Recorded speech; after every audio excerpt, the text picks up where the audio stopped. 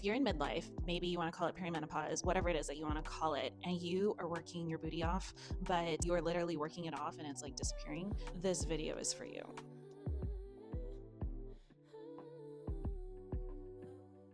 Hi everyone, welcome to Mandy Moves Fit in the Chaos. I am Mandy, and today I have a follow-up video, actually a series for you. I'm very excited to talk about.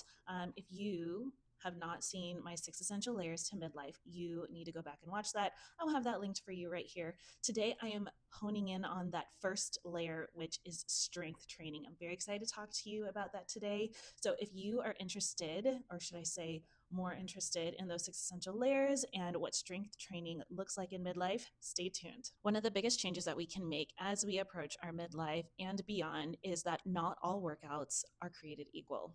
It is unfortunate. If you have a husband like mine who, when he cuts out snacks, loses 7 pounds in a month, and you get really, really frustrated, ladies, it gets worse in midlife. I know like that was something that happened already when we were in our 20s, but it happens even worse in midlife. It is what it is, ladies, but I'm here to explain why it is that happens. Strength training is the foundation of our wellness in midlife, and there are a couple of key reasons why. Strength training is the foundation of our wellness in midlife. However, it might not be the biggest bang for your buck when it comes to calories burned. By the way, if you are constantly looking at your Apple Watch, or I don't even know if Google has a watch. I've only ever used Apple since I was like 22. But if you are keeping track of those calories on your Apple Watch, which I do, by the way, I do totally subscribe to closing my rings as many days as possible. But I want you guys to know that they can be up to 20% off. Now, it could be 20% high, it could be 20% low, but they can be up to 20% off when it comes to measuring caloric burn. Strength training, it's not the biggest bang for your buck when it comes to working out. Honestly, running is the best bang for your buck. You can burn up to 100 calories per mile. So if you've got a 10-minute mile or less, you got 100 calories in just a couple minutes. You can't do that generally with strength training. Sorry, my dog's going to be going in and out during this video, and it just is what it is. But that's not going to be what it is for strength training. You are not going to see the calorie burn in your workout. And I want to emphasize in your workout. It's not like that. Guys, we're not going for I'm going to burn 300 calories to have a cookie. That's not how it works. Or it is how it works, but that's not how we want to view it. What we want is to build our basal metabolic rate. What does that mean? It means when I am sitting here talking to you and not really doing much of anything, how many calories am I burning? The more muscle you have on your body, the more your basal metabolic rate will go up. That is what we are going for. We want that stress on our body that tells our nervous system, hey, something is really, really hard. We need to make more of this stuff to make it easier. And building muscle doesn't just support your metabolism. It supports your hormones, it supports your bone density, and it supports your long-term health. And that's really what we want, is we want to be able to run around with our grandkids. We want to be able to spend time with them. And that starts now. Unfortunately, as we get older, our bodies will naturally lose muscle mass. So we are fighting a battle here. You need to signal your central nervous system in order to tell it, hey, we need more stuff. We need a little bit of help. It actually makes sense. So if I'm talking about how estrogen is really responsible for our strength and power and our muscle, and we're losing it, well, what do? We need to look at lifting heavy. It is so important for resistance training. It is the big rock here when we're talking about building muscle. There was an article in the International Journal of Women's Health where it talked about sarcopenia in menopausal women. It describes how we have declining estrogen and testosterone rates. Those can be really significant because we need those in order to maintain our muscle. Now, you might think, well, I'm on HRT, so I'm just going to take testosterone. Yes, testosterone does help, but it doesn't put that stress on your central nervous system that your body needs to say, hey, we need to build muscle. And let me tell you right now, when we are losing muscle, what your body is going to do is gain fat.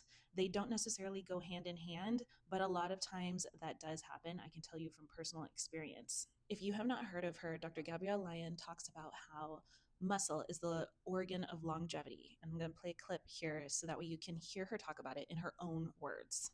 Of longevity. And right now, everybody is focused on losing weight. What if I told you we are not over fat, but we are under muscled as a society? And the reality is, one of the reasons obesity is so hard to treat is because fundamentally, we are looking at the wrong problem. Issues like obesity, diabetes, cardiovascular disease, Alzheimer's, these are diseases of skeletal muscle first. That's a big deal. And one of the main things that having more muscle on your body helps with is stabilizing your hormones as you're going through this perimenopausal change. So, what do women get wrong as they're approaching midlife? We rely way too heavily on cardio, and I can attest to that. I've talked about it in several videos, but training for a half marathon put my body under so much stress that I took a very, very long time to recover from. Don't get me wrong, cardio has its place. Hello, we totally need strong, healthy hearts, and that's one of the best ways to work out our heart muscle. Yes, your heart is a muscle. It's part of that muscle system that I was talking about. But strength training can actually strengthen that, maybe not quite as much. You still need to do a little bit of cardio, but we're talking like 1 day a week, not 5 days a week. If you do too much cardio, it can increase cortisol, slow recovery, and make it harder to build muscle. Strength training, on the other hand, supports your body instead of draining it. So, what does strength training look like for me? Right now, at the age of 39, I am strength training 2 to 3 days a week. I am currently, today, Haley Happens Fitness, Power Happens Advanced. Now, as I have gone through this is my second time going through this. I am having a ton of inflammation. I don't know if you guys can see it in my face. I can see it in my face on camera, and I can feel it in most of my joints right now. I did one of the sprint interval training workouts, and I did not recover from it very well, and I've had inflammation ever since. So at least this go around, I think I might have pushed it too hard. It is what it is. I'm going to get through the end of this program, and I'm going to move on to Mind Pump's, I think it's Muscle Mommy 15 program. I'm going to put a couple of days together to make it a 30-minute workout. I'm not huge on just 15-minute workouts like 5 or 6 days a week. It's not my thing. I like a good 30-minute workout, and I can do that 2 to 3 days a week. Now, what does my split look like? Well, it really just depends on my week. Sometimes it could be a Monday, Wednesday, Friday. Other times it can be Tuesday, Thursday, Saturday. This particular week, I needed Monday off, so it looks like Tuesday, Wednesday, and Friday. And I'm not going to get in a workout tomorrow, which is Saturday. So that was 3 days this week. But some weeks it looks like Monday, Friday. Other weeks it looks like Tuesday, Friday. And then even other weeks it looks like Monday. And that's it. It is what it is, ladies. Like, if you need help kind of changing your mindset when it comes to consistency, I will link another video for you talking about consistency and what that looks like at this time of life. So, what do my workouts look like? Well, I'm still using other people's programs, but it looks like a lot of compound lifts. What are compound lifts? We're talking deadlifts, squats, presses, rows, working larger muscle groups so that way I've got big bang for my buck. So that way I'm not spending hours and hours in the gym. As much as I love a good bicep curl, I'm not really doing them that much lately because it literally only works one muscle. I love working larger muscle groups that work my biceps, but it's not the only thing that I'm working. I'm using challenging weights. Right now, I'm in a section of the workout where I think it's called the Hatfield method. I'll put it right here on the screen.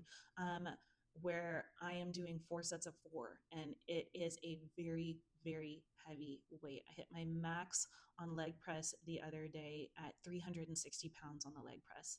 Very proud of myself, but I'm looking forward to this section being over so that way I feel like I can de-inflame a little bit. Did I start at 366 pounds on the leg press? No, I did not. I started with like 45 pounds, not this round, but we're talking, I have been in the weight room since I was 12 years old. Okay. If you're someone who has never picked up a weight, or the only weights that you've picked up are pink, then you need to start slow. Okay. If you need to, hire a personal trainer so they can work on form, because that is one of the biggest things and one of the most intimidating things when you're doing these compound lifts. You're like, well, am I doing it right? Having a trainer to teach you what to do, honestly, is one of the biggest investments that you can make in your health. I am not available for training. I may be one day, but you can find a cheap trainer to at least get you started with your workouts. And they also take care of what you should be doing as well. Now, if you're someone who's a little familiar with weights, or you're like, I can figure this out from videos, more power to you, girl. I see you. Like I said, I'm using Haley Happens Fitness right now. I purchased Mind Pump's Muscle Mommy 15. I am really looking forward to trying it out. I have not tried it out yet. I actually plan on doing a review of it when I've completed it to tell you guys about it. And I have actually even gone to good old ChatGPT to make my own workout for like a 6-week period. I actually really kind of enjoyed it. You just type in whatever it is that you want to type in. Like, what do you want your workouts to look like? Tell it where you are in your fitness journey. That if you are underweight, tell it you're underweight. If you're overweight, tell it you're overweight. If you're a novice in the weight room, tell it you're a novice in the weight room, and it will go through and you kind of finesse it to whatever it is that you particularly need for your body. Remember, you need to become an expert on you. Do not expect anyone else to do it for you. You need to advocate for yourself. You need to become a study of one. One of the biggest things that you also need to do when it comes to weight training is making sure that you have enough recovery. I think I told you I did not work out yesterday, even though I was scheduled for one, because my legs did not feel like they could handle it. And I knew today was a heavy leg day. I'm going back to the leg press, maybe try and put on 5 more pounds. We'll see how it goes. Making sure that you have enough recovery in between your workouts is essential, because what your body is doing is when you are working your body in the gym, it is breaking down that muscle in order for you to make sure that you can build that back up. You're putting that stress on your muscle. Dr. Stacey Sims talks about it in her book, Next Level. By lifting heavy shit, you send your muscles an anabolic signal that says, hey, we need to be strong to overcome this stress. This not only stimulates lean muscle development, but also signals to your body to decrease central and total body fat. It's a win-win, ladies. It's a win-win. So why is it that in this time of life, we actually can work out less and kind of get away with it, which is nice? Think about this right now. Like, when you were in your 20s, you felt like you had to smash yourself in the gym in order to look the way or even to feel the way that you wanted to feel. You don't have to do that anymore. Like, I'm telling you, I do not walk away from my workouts in the gym totally smashed. I don't. And I don't enjoy it. I mean, I kind of enjoy that feeling a little bit. It's a little bit of a cortisol spike, or a cortisol like crash for me. But you don't have to smash yourself in the gym anymore. We're talking 20, 30 minutes. I go in with my hair and makeup done, and I still look okay when I come out. I'm not talking about sweat dripping off of your face workouts. You're working hard, yes, ton of rest in between sets, but it's really nice that you don't actually have to completely blast yourself anymore. Why does that happen? Because your body can't take it anymore. You need the rest in between. Let's be real, you have so many other places that you can use that energy in this time of life, whether it be your kids, your career, your spouse, whatever that might be. Make sure that you are spending that energy elsewhere. Make a little bit of time for me in the gym. I call my gym my me time. It is essential for me to get into the right headspace as a parent. But then when I come home, I'm not completely exhausted and not able to give of my time to my family. So, strength training a couple of times a week, coupled with walking, sleep, and stress management, is often more effective than doing everything all at once. And remember, strength training isn't just about how your body looks. Don't get me wrong, I love that tight corset around your waist, and that's literally what your core muscles are, is that tight corset around your waist that gives us ladies that awesome curve to our bodies. But it's not just about the aesthetics. Are the aesthetics nice? Yes, but it's about longevity. This is about your life. It's about having enough energy to run around and be active with your kids. It's about having enough energy that when you retire, you can actually travel with your spouse. It's about how your body functions, how it feels, and how it supports you in this season of life. If you are building a routine for this place that we call midlife, this is one of the best places to start. I know it can also be one of the most intimidating places to start, but once you start, you won't be sorry. Stay tuned next week, because I will be breaking down one of the other 6 essential layers to midlife.